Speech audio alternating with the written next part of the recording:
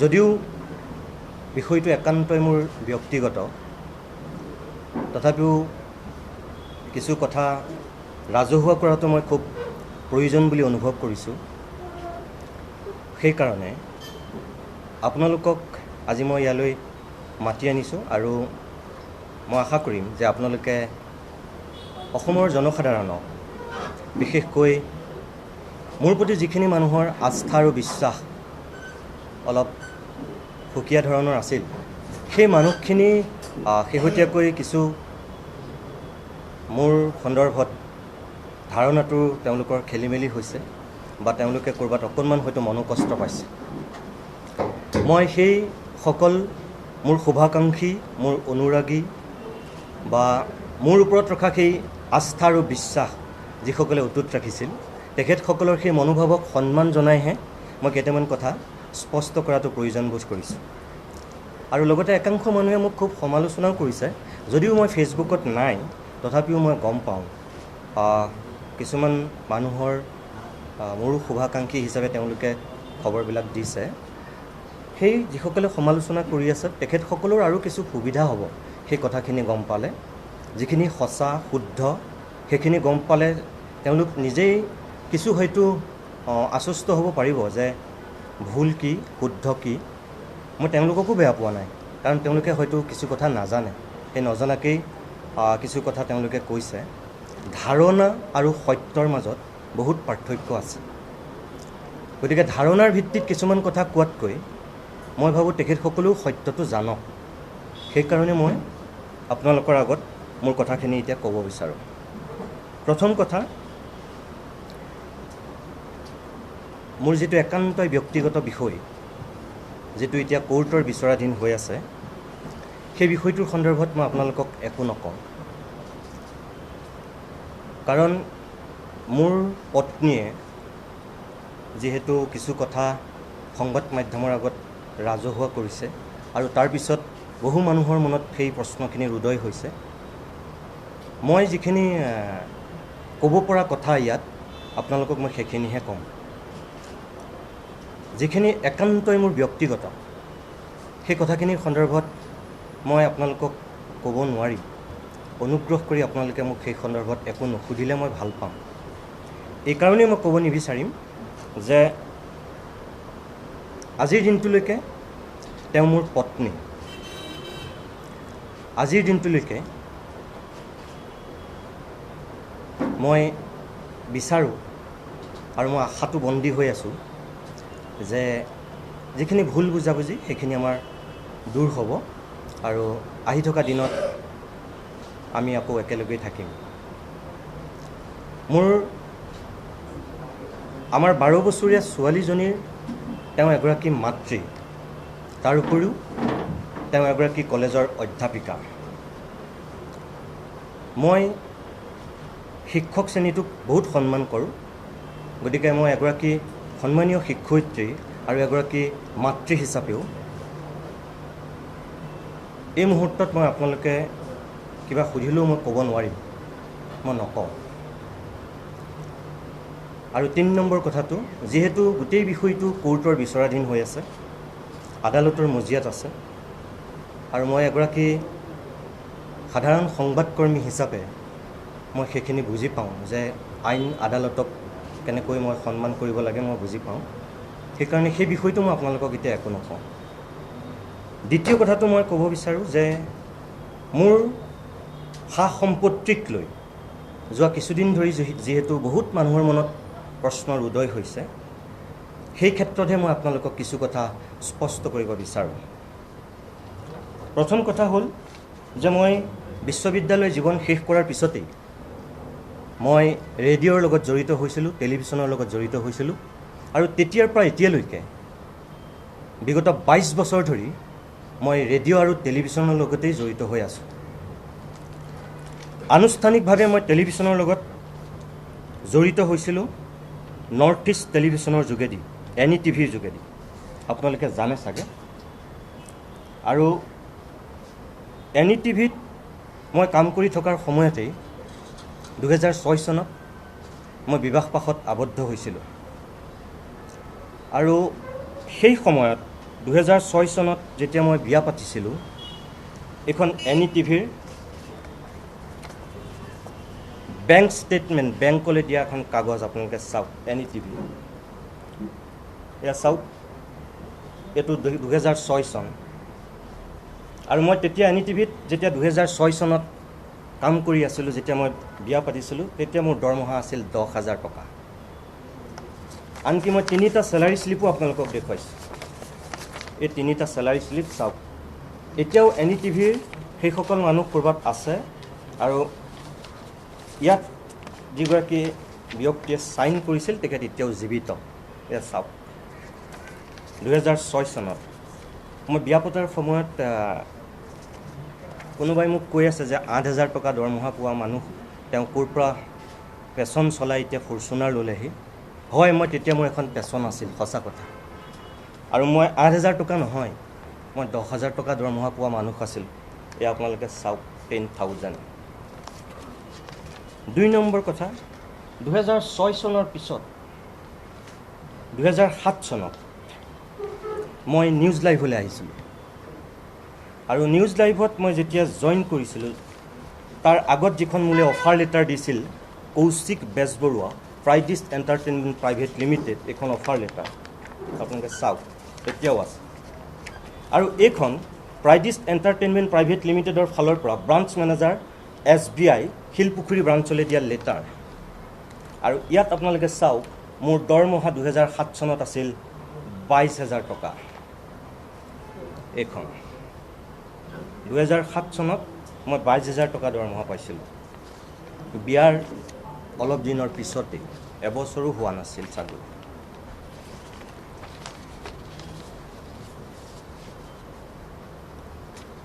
গতিকে মোৰ পত্নীয়েও আপোনালোকক সেই কথাটো কৈছে, যিহেতু মই আপোনালোকক কওঁ যে মই 10,000 টকা দৰমহা পাওঁতে এইটো বহুতৰ মনত বিভ্ৰান্তি সৃষ্টি হ'ব পাৰেতো, সেইকাৰণে মই কৈছোঁ। তেওঁ হয়তো পাহৰি গৈছে চাগে, বা তেওঁ কিবা ভুল হ'ব পাৰে।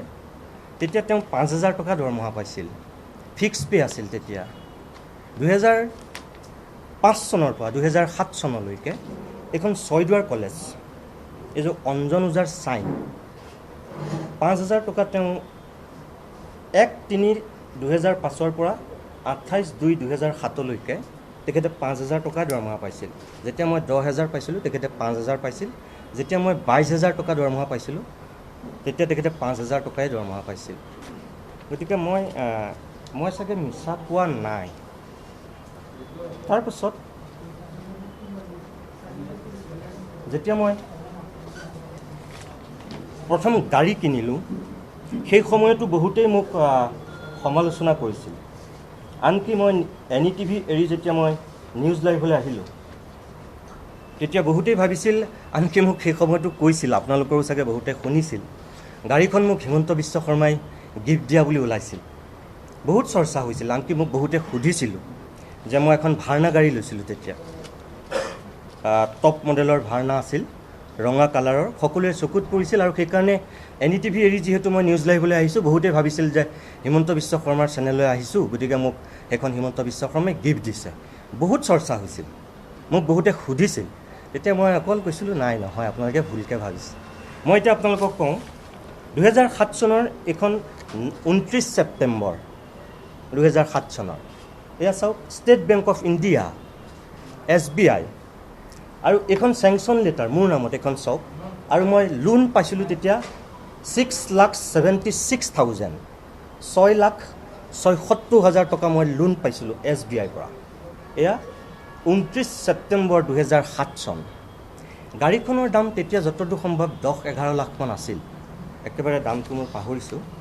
যিখিনি মোৰ লোনে ধৰে সেইখিনিলৈকে লোন পাইছিলোঁ, আৰু বাকীখিনি মই আজি কৈ ভাল পাম। আৰু মই তেখেতক আনুষ্ঠানিকভাৱে এটা ধন্যবাদ জনাবলৈও মোৰ এইখিনিত মন গৈছে, যিহেতু মই ইমান দিনে সুযোগ পোৱা নাই। সেইগৰাকী হৈছে ৰিণিকী ভূঞা শৰ্মা, আজিৰ মুখ্যমন্ত্ৰীৰ পত্নী আৰু মোৰ অতি শ্ৰদ্ধাৰ বৌয়ে মোক সেই সময়ত 5 লাখ টকা দি সহায় কৰিছিল, সঁচা কথা। কিন্তু যিদিনাখন মই নিউজ লাইভ এৰিছোঁ, যেতিয়া মই নিউজ লাইভ ত্যাগ কৰিছোঁ, ত্যাগ কৰাৰ সময়ত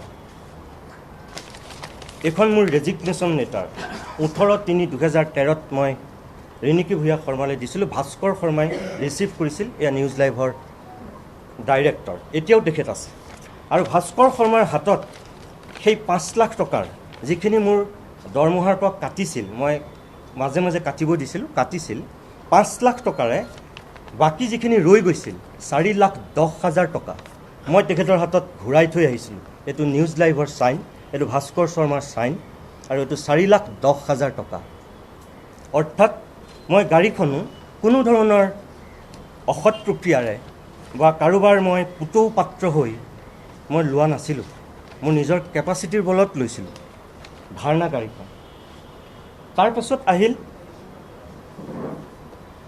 মোৰ ফৰ্চুনাৰ গাড়ীখনক লৈ এতিয়া প্ৰশ্ন কৰিছে। ভাৰ্না গাড়ীখন মোৰ নাই, এতিয়া নাই। মই 10 বছৰ হোৱাৰ পিছত ভাৰ্না গাড়ীখন মই বিক্ৰী কৰিছোঁ। এতিয়া চবৰে প্ৰশ্ন হৈছে মোৰ ফৰ্চুনাৰ গাড়ীখনক লৈ, যে মই এজন সাংবাদিক হৈ পেলাই মই ফৰ্চুনাৰ গাড়ী ক'ৰ পৰা ল'লোঁ, সেইটোৱেই প্ৰশ্ন চবৰে। মই আপোনালোকক কওঁ, এইখিনি ফৰ্চুনাৰ টয়োটা এজেঞ্চিৰ গোটেই অৰিজিনেল ডকুমেণ্টছ মই লৈ আহিছোঁ, আপোনালোকে গোটেইখিনি চাব পাৰে, লৈ আহিছোঁ। ফৰ্চুনাৰ গাড়ীখন মই যেতিয়া লৈছিলোঁ সেই সময়ত গাড়ীখনৰ দাম আছিল, ফৰ্চুনাৰখনৰ দাম আছিল 27,76,000 ফৰ্চুনাৰ গাড়ীখনৰ দাম। ইয়াতে আছে, আপোনালোকে গোটেইখিনি চালেই গম পাব মই যদি মিছাকৈ কৈছোঁ।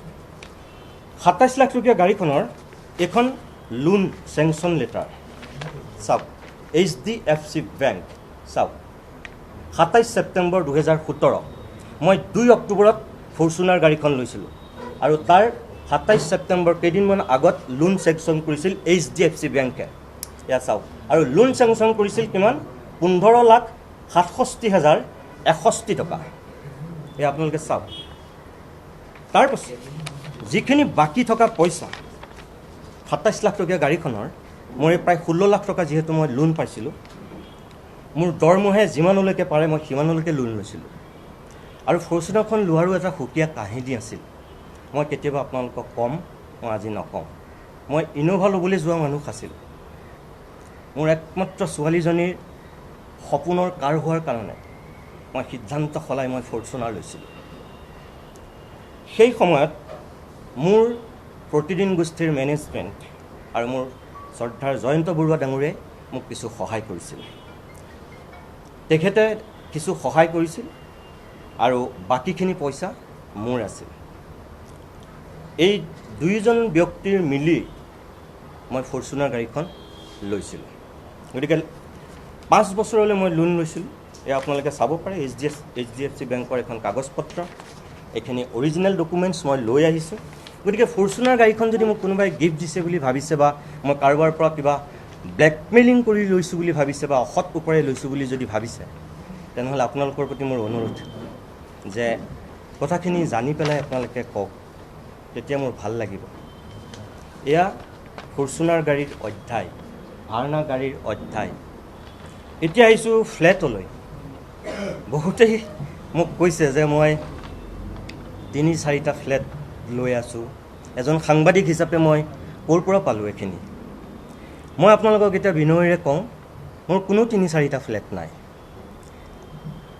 মই 2021 চনলৈকে, মই 2007 চনৰ পৰা 2021 চনলৈকে মই শেৱালি পথৰ মেঘমালা এপাৰ্টমেণ্টত মই ভাড়া আছিলোঁ। আপোনালোকে কোনোবাই মেঘমালাৰ ছ'চাইটিক সুধিলে আপোনালোকে কৈ দিব। 2007 চনৰ পৰা 2021 চনলৈকে, 21 চনৰ ডিচেম্বৰলৈকে মই মেঘমালাৰ এপাৰ্টমেণ্টত মই ভাড়া আছিলোঁ। মই এতিয়া হাউচিঙৰ ঘৰ এটাত আছোঁ, সঁচা কথা। 7 মাহ হৈছে অকল হাউচিঙৰ ঘৰটোত থকা। কিন্তু আপোনালোকে এইটো চাগে বহুতেই জানে, আৰু অসমৰ বহু মানুহে হয়তো নাজানে, যিসকলে নাজানি সমালোচনাও কৰিছে। মই তেওঁলোকক বেয়া পোৱা নাই সমালোচনা কৰাৰ কাৰণে। তেওঁলোকে ভাবিছে মই ফ্ৰীত আছোঁ। হাউচিঙৰ ঘৰটো কেতিয়াও ফ্ৰী নহয়। হাউচিঙৰ ঘৰটোত মই ভাড়া দিওঁ, ইলেক্ট্ৰিচিটিৰ বিল মই দিওঁ। হাউচিঙৰ তাত পানী নাই, মই পানী কিনো। প্ৰত্যেক দিনাই পানী কিনা পানী তাত। গতিকে কোনোবাই যদি ভাবিছে যে হাউচিঙৰ ঘৰটোত মই ফ্ৰীতে আছোঁ, সেইটোও ভুল। মই ভাড়া দিহে আছোঁ ঘৰটোত। 2 নম্বৰ কথা, মোৰ তাৰ বাহিৰেও আৰু 3টামান ফ্লেট আছে বুলি কৈছে বা মানুহে ভাবিছে, যিটো ভুল। মোৰ কোনো ধৰণৰ এতিয়ালৈকে এটাও ৰেডিমেড ফ্লেট নাই। মই এটা ফ্লেট বনাই আছোঁ, হয় নিৰ্মীয়মান অৱস্থাত আছে। আৰু মই আপোনালোকক ইয়াতে মই অনুৰোধ কৰিম যে আপোনালোক মোৰ লগত ব'লক আজি eastern enclave new Guwahati 2300 square ফিটৰ মই এটা ফ্লেট বনাই থকাটো সঁচা। মোৰ কোনো ধৰণৰ ৰেডিমেড ফ্লেট নাই, বনাই আছোঁ। যিদিনাখন বিল্ডাৰে মোক হস্তান্তৰ কৰিব, সেইদিনাখন মই হাউচিঙৰ ঘৰত নাথাকোঁ।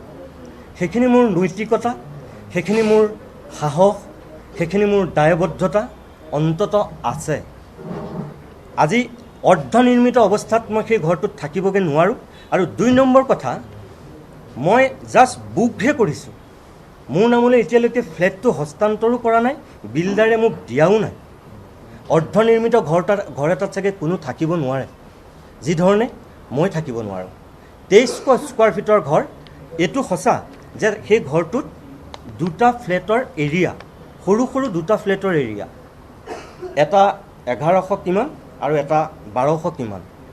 আপোনালোক ব'লক, মই আপোনালোকক দেখুৱাম। মোৰ কোনো 2টা-3টা ফ্লেট নাই, এটাই মই অকল ফ্লেট বনাই আছোঁ, তাকো সেইটো অৰ্ধনিৰ্মিত অৱস্থা।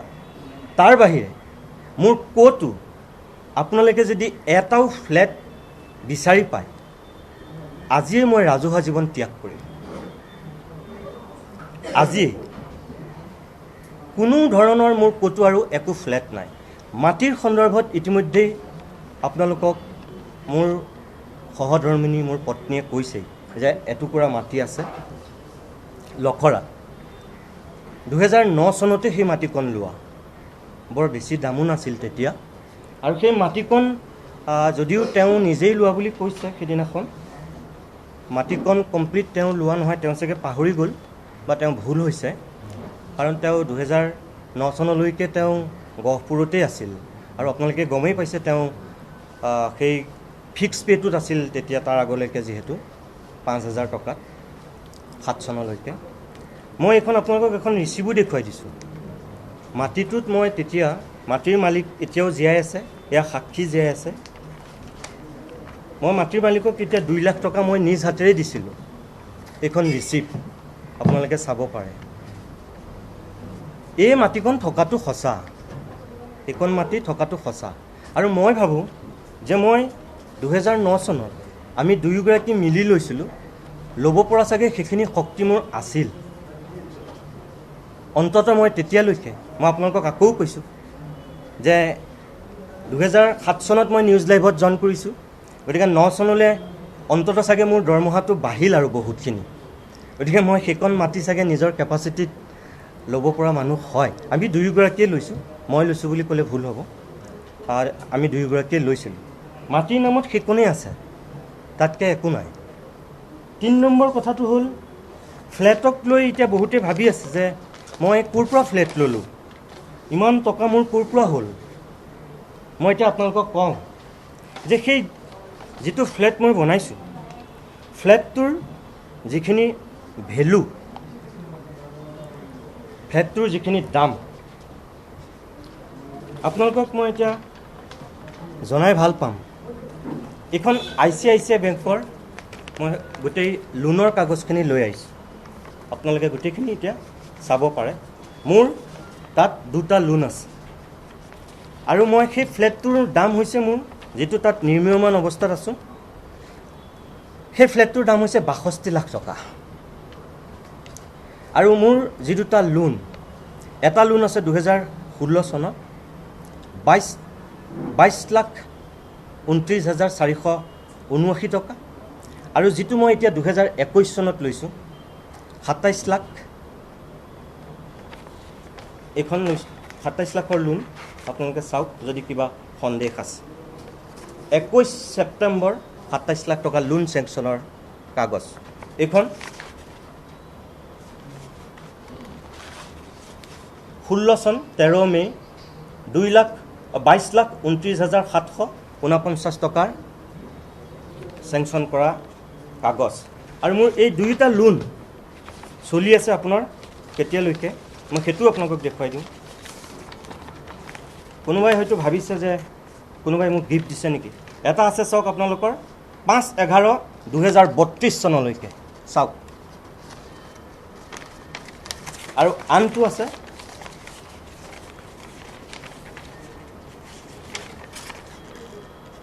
10/6/2038 চনলৈকে। এই দুয়োটা লোন ICICI বেংকৰ পৰা মই লৈছোঁ। আপোনালোকে খবৰ কৰক, চাওক, চানমাৰী ICICI বেংকৰ লগত আপোনালোকে কথা পাতক।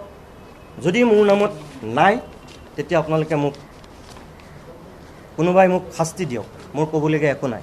মই আকৌ আপোনালোকক কৈছোঁ যে মই এটাই ফ্লেট নিৰ্মাণ কৰি আছোঁ, আধৰুৱা অৱস্থাত আছে, যিটোত মই এতিয়া থাকিব পৰা পৰিৱেশ হোৱা নাই।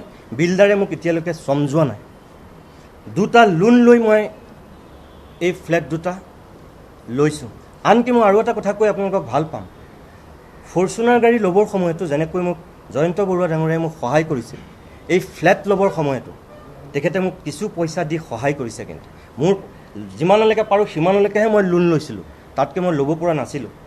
আৰু তাৰপিছত যেতিয়া তেখেতক কৈছিলোঁ মোৰ অসুবিধাটোৰ কথা, তেখেতে মোক সহায় কৰিছিল। অৰ্থাৎ মই মেনেজমেণ্টৰ পৰাও কিছু লোন লৈছোঁ, যিটো মোৰ দৰমহাৰ পৰা হয়তো অলপ কাটিব পৰা সুবিধাকে। গতিকে ইয়াত যদি কোনোবাই ভাবিছে মই কিবা 2 নম্বৰী কৰিছোঁ, বেনামেৰে মই সম্পত্তি আহৰণ কৰিছোঁ, সেইটো ভুল ধাৰণা। আৰু আপোনালোকৰ আগত মই খুব বিনয়েৰে কওঁ যে অসমত এনেকুৱা এজন কোনোবা যদি ব্যৱসায়ী, কোনোবা ধনী মানুহ, কোনোবা ৰাজনীতিক মোৰ সন্মুখত যদি আপোনালোকে আনি দিব পাৰে, যাক মই কেতিয়াবা ব্লেকমেইলিং কৰি পাইছোঁ বা যাৰ মই কিবা বাতৰি বন্ধ কৰি কেতিয়াবা তেওঁলোকৰ পৰা মই কিবা ঘোচ পাইছোঁ, যদি আপোনালোকে মোক এজন মানুহ মোৰ সন্মুখত থিয় কৰি দিব পাৰে কোনোবাই, মই ৰাজহুৱাকৈ এইটো প্ৰত্যাহ্বান জনাইছোঁ। এজন, মাত্ৰ এজন। আজি 3,40,00,000 জনসংখ্যা থকা এই অসমখনৰ মই সকলো মানুহক বিনয়েৰে কৈছোঁ, কোনোবা এজন মানুহ মোৰ সন্মুখলৈ আহি কওক যে নিতুমণি শইকীয়াক এনেকৈ মই কেতিয়াবা ঘোচ দি পাইছোঁ, 1 টকা এটা, 100 টকা এটা। এজন মানুহ মোক কোনোবাই উলিয়াই দিয়ক, মই ৰাজহুৱাকৈ প্ৰত্যাহ্বান জনাইছোঁ, মাত্ৰ এজন। গতিকে মই আপোনালোকক এইটোৱে ক'ব পাৰোঁ যে কথাখিনি জানি যদি মোক কোনোবাই সমালোচনা কৰে মোৰ বেয়া নালাগে, কিন্তু নজনাকৈ এজন মানুহক এনেকৈ আচলতে ৰাজহুৱাকৈ অন্যায় কৰিব নাপায়। মই খুব কষ্ট কৰি ডাঙৰ হৈছোঁ। মই নিজৰ সততা, মই নিজৰ নৈতিকতা, মই নিজৰ আদৰ্শ কি মই বুজি পাওঁ। মোৰ ওপৰত যিসকল মানুহে আস্থা আৰু বিশ্বাস ৰাখিছে, সেই মানুহখিনিক মই বিশ্বাসঘাতকতা কৰিব নোৱাৰোঁ। গতিকে মই কৰজোৰে আপোনালোকক অনুৰোধ কৰিছোঁ, কৰজোৰে অনুৰোধ কৰিছোঁ, আপোনালোকে এই সঁচা খবৰখিনি যাতে বিয়পাই দিয়ে। তাৰ বাহিৰে কাৰোবাৰ যদি মোৰ মনত এই সা সম্পত্তিক লৈ আৰু প্ৰশ্ন আছে, কিবা আপোনালোকে মোক কৰিব পাৰে। মই একো বেয়া নাপাওঁ। আপোনালোকৰ মনতো যদি সন্দেহ আছে মোক সুধিব পাৰে। আৰু আপোনালোক যদি এই মুহূৰ্তত মোৰ লগত যাব বিচাৰে, মই আপোনালোকক লৈ যাব বিচাৰোঁ, ব'লক আপোনালোক চাওকগৈ। আপোনালোকে মই যিটো ফ্লেট বনাই আছোঁ কি পৰ্যায়ত আছে, আপোনালোক ব'লক চাবগৈ। যদি আপোনালোকে কয় এই ফ্লেটটোত আপুনি থাকক, হাউচিঙৰ ঘৰটো এৰি দিয়ক, মই আজিয়ে এৰি দিম। যদি সেইটোত থাকিব পৰা পৰিৱেশ আছে বুলি আপোনালোকে ভাবে। গতিকে যিটো ঘৰ মোক বিল্ডাৰে হস্তান্তৰ কৰা নাই, সেই ঘৰটোত মই কেনেকৈ থাকিম, যিটো অৰ্ধনিৰ্মিত। গতিকে তাৰ বাহিৰে মোৰ ক'তো আপোনালোকে একো এটা ফ্লেট, এটুকুৰা মাটি, কিবা বেনামত সম্পত্তি যদি ক'ৰবাত আপোনালোকে মোক বিচাৰি দিব পাৰে, তেতিয়াহ'লে মই সেই ৰাজহুৱা প্ৰত্যাহ্বান গ্ৰহণ কৰিবলৈ সাজু আছোঁ। মই সাংবাদিকতা ত্যাগ কৰিম, মই পথাৰত হাল বামগৈ লাগিলে, মোৰ সেইখিনি সৎ সাহস আছে। আপোনালোকে যদি মোক কিবা সুধিব বিচাৰিছে, অনুগ্ৰহ কৰি মোক সুধিব পাৰে এতিয়া। আৰু যদি যাবও বিচাৰে, তেতিয়াহ'লে মই আপোনালোকক লৈ যাব পাৰোঁ। আপোনাক ধন্যবাদ জনাইছোঁ।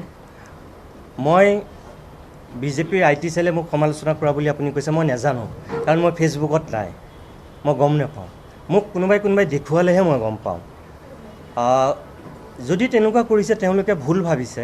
আৰু এটা মই আপুনি সোধাৰ কাৰণে কওঁ যে মানুহে মোক কিছুমান কথাত ভুল বুজে।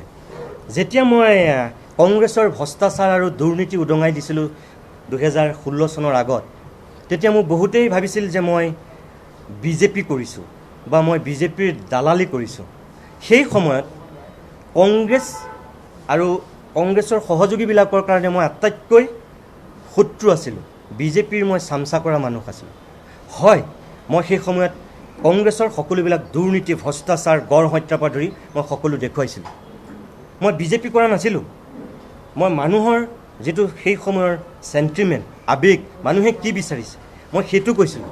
আনকি আপোনালোকৰ মনত আছে যে সেই সময়ত ডক্টৰ হীৰেণ গোহাঁই ছাৰৰ নিচিনা বিশিষ্ট বুদ্ধিজীৱীৰ নেতৃত্বত ইলেকশ্যনৰ যেতিয়া 24 ঘণ্টাৰ আগত সেই সংবাদমেলখন দি বিজেপিক ভোট দিব নালাগে বুলি কৈছিল, মই আনকি থিয় হৈছিলোঁ সেই সময়ত যে ছাৰ আপুনি এইটো কাম কিয় কৰিলে বা আপোনালোকে এইটো কাম কিয় কৰিলে? এই ইমান কম সময়ত বিজেপিক ভোট দিব নালাগে বুলি যদি ক'ব পাৰে, তেনেহ'লে বিজেপিক ভোট দিব লাগে বুলিও কাক দিব লাগে সেইটোও ক'ব পাৰিব লাগিব। মই সেইটো স্থিতি লৈছিলোঁ। তেতিয়া মোৰ বিজেপিৰ মানুহৰ কাৰণে মই ভগৱান সদৃশ মানুহ, কাৰণ মোক তেনেকেই লিখিছিল, মোক হোৱাটছআপত তেনেকেই মেছেজ দিছিল। আৰু চবেই তেতিয়া বিজেপিৰ সকলো মানুহে মোৰ জয়গুণ গান গাইছিল। কিন্তু যেতিয়াৰ পৰা বিজেপিৰ যিবিলাক অপকৰ্ম বা বেয়া দিশ সেইখিনিক যেতিয়াৰ পৰা সমালোচনা কৰিবলৈ ল'লোঁ, তেতিয়াৰ পৰা মানুহে ভাবিছে মই আকৌ কংগ্ৰেছী হৈ গ'লোঁ। বামপন্থী মানুহবিলাকেও মোক তেতিয়া বেয়া পাইছিল, কিন্তু তাৰ আগলৈকে মোক ভাল পাইছিল। মানে কাৰোবাৰ যেতিয়া ৰাজনৈতিক আদৰ্শ এটাত, কোনোবাই যেতিয়া ৰাজনৈতিক মতলব এটাত কাম কৰে, সেই মাতটোৰ বিৰুদ্ধে কোনোবাই যদি মাতে, তাৰমানে এনেকুৱা নহয় তেওঁ তাৰ শত্ৰু। মই এজন সাংবাদিক হিচাপে মই সদায় ৰাইজৰ পক্ষত থাকিব লাগিব। মই কোনো ৰাজনৈতিক দলৰ লগত থাকিলে নহ'ব। সেই সময়ত আপুনি যিটো কৈছে, হয়তো বিজেপিৰ মানুহখিনিয়ে সেইকাৰণে মোক চাগে ভুল বুজিছে বা বেয়া পাইছে, কিন্তু সময়ত তেওঁলোকে গম পাব বিজেপি চৰকাৰৰ ভালখিনিক মই ভাল বুলি ক'ব পাৰোঁ। এতিয়াওতো মোক সমালোচনা কৰে মই চৰকাৰৰ ওচৰত বিক্ৰী গ'লোঁ বুলি। মই নিজে জানো নহয় মই চৰকাৰৰ ওচৰত বিক্ৰী যোৱা মানুহ হয়নে নহয়। এটা সময়ত মই অখিল গগৈ যেতিয়া কথাবোৰ ছাপোৰ্ট কৰিছিলোঁ বা তেওঁ ভাল দিশবোৰ দেখুৱাই দিছিলোঁ, তেতিয়া মোক অখিল গগৈ বিৰোধী মানুহখিনিয়ে ভাবিছিল যে মই অখিল গগৈ সমৰ্থক। কিন্তু যিদিনাখন অখিল গগৈ ৰাজহুৱাকৈ মোক থকা সৰকা কৰিছে, অখিল গগৈৰ লগত মোৰ যেতিয়া বাকযুদ্ধ হৈছে, সেইদিনাখন আকৌ অখিল গগৈ সমৰ্থন কৰা মানুহবিলাকৰ কাৰণে মই কংগ্ৰেছী হৈ গৈছোঁ। তৰুণ গগৈ চৰকাৰৰ দিনত তৰুণ গগৈ চৰকাৰৰ সমালোচনা কৰাৰ কাৰণে মই ৰাতিটোৰ ভিতৰত বিজেপি হৈ গৈছোঁ। হীৰেণ গোহাঁই ছাৰৰ যেতিয়া সেই বস্তুটো বিৰোধিতা কৰিলোঁ, তেতিয়া মই একেচাতে বিজেপি হৈ গৈছোঁ। সেই সময়ততো মোক চিফ মিনিষ্টাৰৰ প্ৰেছ উপদেষ্টাৰ পৰা একেবাৰে বিজেপিৰ বৰঘৰৰ মানুহ বুলি কৈছিল। কিন্তু পৰৱৰ্তী সময়ত অসমৰ মানুহে দেখিছে নহয় মই বিজেপিৰ বৰঘৰৰ মানুহ হৈছোঁ নে কি পৰ্যায়ত আছোঁ। গতিকে এইটো মই ভাবোঁ যে থাকিবই। ৰাজনৈতিক আদৰ্শক কোনোবাই বিশ্বাস কৰে, যেতিয়া তেওঁলোকৰ চিন্তাধাৰাৰ বিপৰীতে যেতিয়া কোনোবাই কাম কৰে, গতিকে এইটো থাকিবই। কাইলৈ পৰহিলে ভগৱানে নকৰক বিজেপি যদি আঁতৰে, যদি আকৌ বেলেগ চৰকাৰ হয়, কংগ্ৰেছৰে হওক বা আন দলৰে হওক, ধৰি লওক যদি মই আকৌ সেই কংগ্ৰেছ চৰকাৰৰ সমালোচনা কৰোঁ, তেতিয়াওতো মোক আকৌ একেই ক'ব। গতিকে এইটো থাকিবই। তেওঁলোকে ভুল ভাবি হয়তো মোৰ মতে সমালোচনা কৰিছে, তাতকৈ বেলেগ একো নাই। মই আপোনালোকক ক'লোৱেই, সঁচা মিছা কি আপোনালোকে নিজে নিৰূপণ কৰক। মই মুখেৰে কোৱা নাই, মই আপোনালোকক তথ্যৰে দেখুৱাইছোঁ। যদি ইয়াৰ পিছতো আপোনালোকৰ কিবা সন্দেহ আছে, মোৰ ক'বলগীয়া একো নাই। মই তেওঁৰ কথাখিনি সঁচা নে মিছা মই যুক্তি তৰ্কলৈ নাযাওঁ। আজিৰ দিনত আপুনি তেওঁ কথা কৈ মোক একো নুসুধিব, কাৰণ আজিৰ দিনটোলৈকে তেওঁ মোৰ পত্নী। আজিৰ দিনটোলৈকে আমাৰ 12 বছৰীয়া ছোৱালীজনীৰ তেওঁ মাতৃ। মই কোৰ্টৰ বিচাৰাধীন বিষয় এটাৰ ক্ষেত্ৰত তেওঁৰ বিৰুদ্ধে যদি আপুনি মোৰ পৰা মুখৰ পৰা কিবা উলিয়াব বিচাৰিছে, মই ইমান অসংস্কৃতিবান মানুহ নহয়। আজিৰ দিনলৈকে মোৰ পত্নীগৰাকীৰ বিৰুদ্ধে মই কিবা ক'ম, সেইটো মোৰ বিবেকে নকয়, সেইটো মই নকওঁ দিয়ক, সেইটো চৰি। মই খুব ভাল পাইছোঁ আপুনি প্ৰশ্নটো কৰাৰ কাৰণে। প্ৰকাশ মহন্ত ডাঙৰীয়াৰ প্ৰতিদিনৰ ফ্ৰণ্ট পেজত লিখা সেই লিখাটো ময়ো পঢ়িছোঁ, আৰু মই আনুষ্ঠানিকভাৱে ইয়াৰ পৰাই প্ৰকাশ মহন্ত ডাঙৰীয়াকো মই বহুত তাৰ কাৰণে ধন্যবাদ জনাইছোঁ। তেখেতে ঠিক কথা কৈছে। আমি যেতিয়া মন্ত্ৰী, বিধায়ক, বিষয়াৰ যেতিয়া আমি সম্পত্তিৰ ৰাজহুৱা তালিকা কৰাটো বিচাৰোঁ, বা কোনোবা এজন যেতিয়া MLA উঠে, MP উঠে, তেওঁ যেতিয়া সম্পত্তি বা তেওঁৰ পত্নীৰ সম্পত্তি যেতিয়া ৰাজহুৱা কৰিব লাগে, ময়ো বিচাৰোঁ যে সাংবাদিকসকলেও নিজৰ সা সম্পত্তি ৰাজহুৱা কৰাটো উচিত। আৰু মই প্ৰকাশ মহন্তৰ সেই লিখাটো পঢ়িয়ে মই আজি সিদ্ধান্ত ল'লোঁ যে মই মৌন হৈ থকাটো উচিত নহ'ব। মই মোৰ যিখিনি ক'বলগীয়া কথা মই ৰাইজক জনাওঁ। মই কৈছোঁৱেই যে যিখিনি মানুহে মোক সমালোচনা কৰিছে তেওঁলোকে নাজানি কৰিছে, আৰু যিখিনি মানুহে মোৰ ওপৰত এটা আস্থা ৰাখিছিল, বিশ্বাস ৰাখিছিল, মোৰ কথাক তেওঁলোকে সুকীয়া মূল্য দিছিল, তেওঁলোক মৰ্মাহত হৈছে, তেওঁলোক ভাগি পৰিছে, ভাবিছে যে নিতুমণি শইকীয়াও এনেকুৱা মানুহ নেকি, তেওঁ কথা কয় বেলেগ, কাম কৰিছে বেলেগ। মই সেইজন মানুহ নহয়। যিদিনাখনলৈকে মোৰ বিবেক আৰু বুদ্ধি ঠিকে থাকিব, যিদিনাখনলৈকে ভগৱানৰ আশীৰ্বাদ মোৰ ওপৰত থাকিব, যিদিনাখনলৈকে মই বেয়া কাম নকৰিম, পৃথিৱীত এনেকুৱা কোনো শক্তি নাই মোক বেয়া সজাবলৈ। কোনোবাই মোৰ বিৰুদ্ধে অপবাদ কৰিব পাৰে, কোনোবাই মোৰ বিৰুদ্ধে বদনাম ৰচিব পাৰে, কোনোবাই মোক বেয়া পাব পাৰে, কিন্তু মোৰ বিবেক আৰু মোৰ বুদ্ধি সেয়া মোৰ নিজৰ, সেইখিনি মোৰ নিজৰ সাহস সততা আছে। গতিকে মই প্ৰকাশ মহন্তৰ লিখাটোৰ আঁত ধৰি মই আজি এই কথাখিনি ক'বলৈ ওলাই আহিছোঁ। আপোনাক বহুত বহুত ধন্যবাদ প্ৰশ্নটোৰ কাৰণে। চাওক, একান্তই ব্যক্তিগত কথা, যিহেতু মোৰ দৰমহা কিমান সেইটো মই আপোনালোকে মোৰ বেংকত চালেই গম পাব। মই ICICI বেংকত গৈ আপোনালোকে বিচাৰক, তেনেহ'লে মোৰতো তাত পে' শ্লিপ দিয়া আছে, গতিকে তাত চাওক, বা মই ইনকাম টেক্সৰ হেৰিয়াত চাওক, গোটেইখিনি গম পাব। সেইটো মই নকওঁ দিয়ক, কিন্তু মই আপোনালোকক এইটো ক'ব পাৰোঁ যে মই লাখ টকা দৰমহা পোৱা মানুহ এজন হয়, সেইটো মই ক'ব পাৰোঁ আপোনাক। সেইটোতো মই নাজানিম, থাকিবও পাৰে কাৰোবাৰ ষড়যন্ত্ৰ, মই কেনেকৈ ক'ম এতিয়া। সময়লৈ ৰওকচোন আপোনালোকে, সময়ত সকলো গম পাব, সকলো গম পাব আপোনালোকক। মই সেইটোৱেই ক'লোঁ যে আপোনালোক সময়লৈ ৰওক, আৰু সময়ত আপোনালোকে আচল সঁচা, আচল মিছা, শুদ্ধ কি ভুল কি, সত্য কি অসত্য কি, আপোনালোকে সকলোখিনি গম পাব। মাত্ৰ অকণমান সময় আপোনালোকে অপেক্ষা কৰক। মই কোনো ধৰণৰ দাদাৰ নামলৈ ফ্লেট ট্ৰেন্সফাৰ কৰা নাই। মই যিটো ফ্লেট প্ৰথম অৱস্থাত আমি চানমাৰীত লৈছিলোঁ, আমি যৌথভাৱে লৈছিলোঁ যিটো ফ্লেট, সেইটো আমি 19-20 চনত আমি চাৰেণ্ডাৰ কৰিছোঁ, তাৰপিছতহে আমি গৈ তাত লৈছোঁগৈ। গতিকে মোৰ কোনো ধৰণৰ মই ট্ৰেন্সফাৰ একো কৰা নাই। সেইটো ফ্লেট এটা প্ৰথম যিটো ফ্লেট আছিল সেইটো চাৰেণ্ডাৰ কৰিছোঁ, সেইটো বিল্ডাৰক সুধিলে চাগে গম পাব। গতিকে তাৰপিছত মই এইটো ফ্লেটৰ থাকিম বুলি আমি বনাই আছোঁ। মোৰ আৰু বেলেগ আপোনালোকে ক'তো মোৰ যদি বিচাৰি পায়, মই কৈছোঁ নহয়, আপোনালোকে মোক যদি কৈ দিয়ে মই খুব ভাল পাওঁ। মই আপোনাক মই এটা কথা ক'ব পাৰোঁ যে মোৰ ছোৱালীজনীৰ প্ৰসংগ আপোনালোকে ইয়ালৈ নানিব। তাই মোৰ কাৰণে জান, তাই মোৰ কাৰণে কলিজা, তাই মোৰ কাৰণে সকলো। আপোনালোকে ইতিমধ্যে তেওঁ বক্তব্যত শুনিছে, আপুনি মোক অনুৰোধ কৰিবলৈ কৈছে, কিন্তু তেওঁ বক্তব্যতেই আপোনালোকে শুনিছে যে মই ডিভোৰ্চ দিব বিচৰা নাই, তেওঁ নিজেই কৈছে। আৰু তাৰপিছতো মই এতিয়াও যিহেতু মোৰ আদালতৰ ওপৰত বিচাৰাধীন হৈ আছে, মোৰ এতিয়াও বিশ্বাস আছে, মই আজিও কওঁ যে এতিয়াও মই আশাবাদী তেওঁ ভুলখিনি বুজি পাব বা তেওঁ আহিব, আৰু এতিয়াও মই একেলগে থাকিবলৈ সাজু হৈ থকা মানুহ নহয়। আপুনি কথাটো অকণমান ভুলকৈ কৈছে। তেওঁ মাটিত কোনো ফ্লেট বনোৱা নাই, সেইটো বিল্ডাৰৰ বনাই আছে, তাত 32টা ফ্লেট আছে। গতিকে সেইটো বিল্ডাৰৰ মাটি, বিল্ডাৰে বনাই আছে, তেওঁৰ মাটিত কোনো ফ্লেট বনোৱা নাই। তেওঁ আৰু আমি দুয়ো একেলগে অকণমান মাটি লৈছিলোঁ, সেই মাটিকণ তেওঁ লাগে বুলি কৈছে। যদি মই কোৰ্টতো কৈছোঁ যে মই সেই মাটিকণো মই দিম বুলি কৈছোঁ, তেওঁক যদি সেই মাটিখিনি ইমান প্ৰয়োজন মই কৈছোঁৱেই যে ঠিক আছে মই সেই মাটিখিনিও দি দিম, কিন্তু তেওঁ কৈছিল যে তেওঁ সেইখিনি অকলে লৈছোঁ বুলি কৈছে। কিন্তু মই আপোনালোকক কাগজে পত্ৰই দেখুৱাই দিছোঁ যে তেওঁ সেইটো অকলে লোৱা নাই। পিছত মই বাউণ্ডেৰী ময়ে মাৰিছোঁ, তালৈ ৰাস্তা বনোৱা, মাটি পেলোৱাৰ পৰা ধৰি গোটেইবোৰ ময়ে কৰিছোঁ, কিন্তু তথাপিও মই তেওঁক যদি সেই মাটিকণ লাগে মই দি দিম বুলিয়ে কৈছোঁ। মই শেষত মই আৰু এটা কথা আপোনালোকক কওঁ,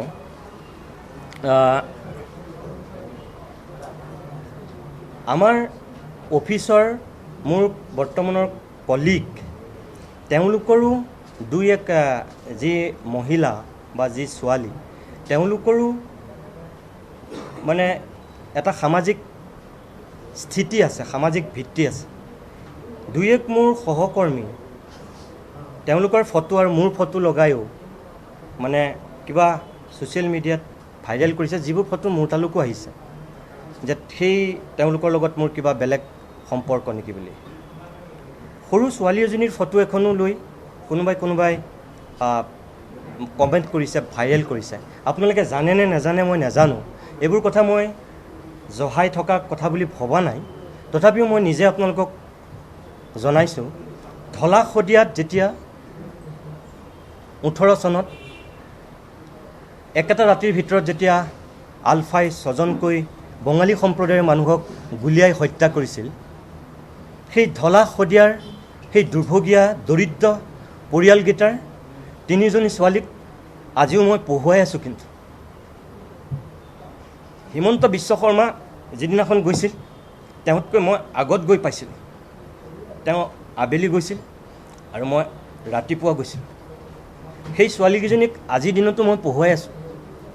18 চনৰ 1 নৱেম্বৰ আজি হায়াৰ ছেকেণ্ডেৰী পাছ কৰিছে ডাঙৰজনী ছোৱালী। তাই মেট্ৰিকো 2nd ডিভিজনত পাছ কৰিছে, আজি হায়াৰ ছেকেণ্ডেৰীও তাই 2nd ডিভিজনত পাছ কৰিছে। এজনী 6ত আৰু ইজনী ছোৱালী অলপতে বিয়া হৈ গৈছে। তাৰ বাহিৰেও মই আৰু তেনেকুৱা ছোৱালী পঢ়ুৱাই আছোঁ। তাৰে এজনী ছোৱালী দিখৌমুখৰ শিৱসাগৰৰ, নামটো গীতাশ্ৰী। মোৰ ছোৱালীৰ দৰে তাই, যেনেকৈ সিহঁতকেইজনী মোক ঢলা শদিয়াৰ ছোৱালীকেইজনী মোক বাবা বুলি মাতে, সেই ছোৱালীকেইজনী মোৰ নিজৰ ছোৱালীৰ দৰে। এই গীতাশ্ৰীকো মই পঢ়ুৱাই আছোঁ। পৰীক্ষা দিবলৈ অহাৰ সময়ত মোৰ লগত মৰা এখন ফটোত মানুহে নক'বলগীয়া কথা কৈছে, নাপায়। আপোনালোকৰ ঘৰতো কাৰোবাৰ ভনী, কাৰোবাৰ ভাগিন, কাৰোবাৰ ভতিজা, কাৰোবাৰ নিজৰ ছোৱালী আছে চাগে। অন্ততঃ এবাৰ সেই কথাটো ভাবিব।